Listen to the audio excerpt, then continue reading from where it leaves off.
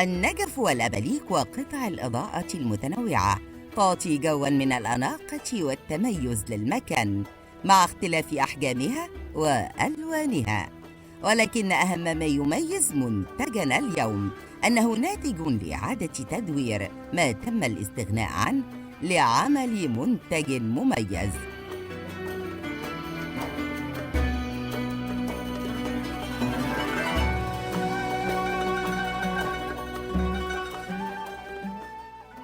احنا بنشتري السلك اعواد، بنجيبه ده بيتباع، يعني موجود في السوق اعواد بتخانات طبعا رفيعه غير التخانات، هي نفس حديد المسلح، بس احنا الحديد اللي احنا بنجيبه تخانات ملي و2 ملي و3 ملي، اقصى حاجه لحد 5 ملي.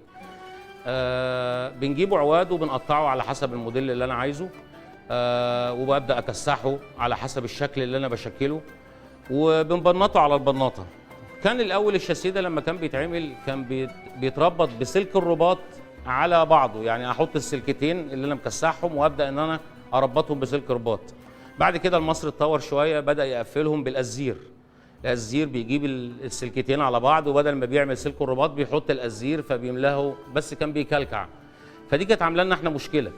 فبدانا شفنا الموضوع ده كان في الناس اللي هي بتعمل المطبقيه واللي بتعمل الشوايه بتاعت الفراخ، دول بيشتغلوا على حاجه اسمها البناطه او اللي هي السبوت ويلدنج. فاحنا قدرنا ان احنا نطور، بدل ما نشتغل بالازير ان احنا نقفل الشاسيه نفسه، اللي بيها كمان البنطه ما بتبانش، ما بقاش فيها كلكعه، ما بقاش فيها، بتساعد البنت على التقفيل، لان الكلكعه دي ممكن تعور وممكن تاذي.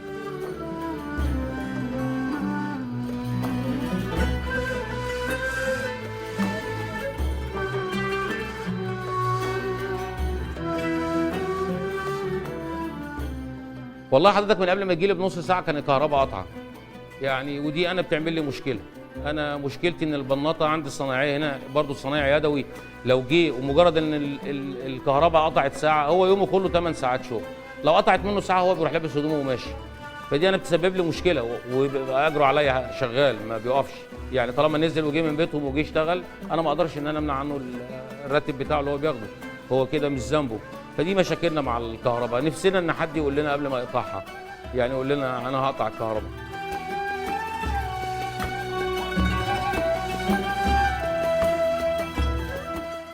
تشكل الأسلاك المعدنية لتعطي الهيكل العام لقطع الإضاءة من حيث الشكل والحجم وطريقة الاستعمال.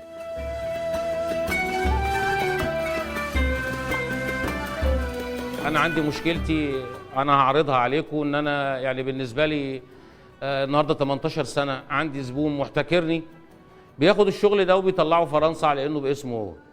أنا ماليش وجود عنده بالنسبة له. انما انا نفسي ان حد، لو احنا عن طريق النقابه اديتونا مقر ومعرض دائم، ما انا اقدر انا وغيري هنحط المنتجات دي في المعرض، اللي بيها ان انا ان شاء الله اقدر يبقى من العامل للزبون.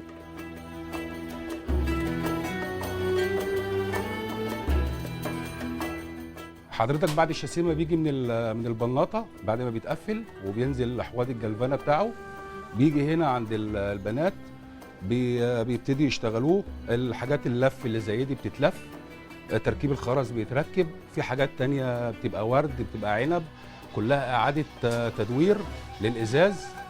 وكل اللي شغالين هنا ربات بيوت بيشتغلوا في بيوتهم، بيجوا يتعلموا هنا معانا فترة لغاية ما بيبقى احنا واثقين ان هم بيشتغلوا كويس، بياخدوا الشغل يبتدوا يشتغلوه في البيت عندهم ويرجعوا يسلموه للبنات هنا تاني في الشغل.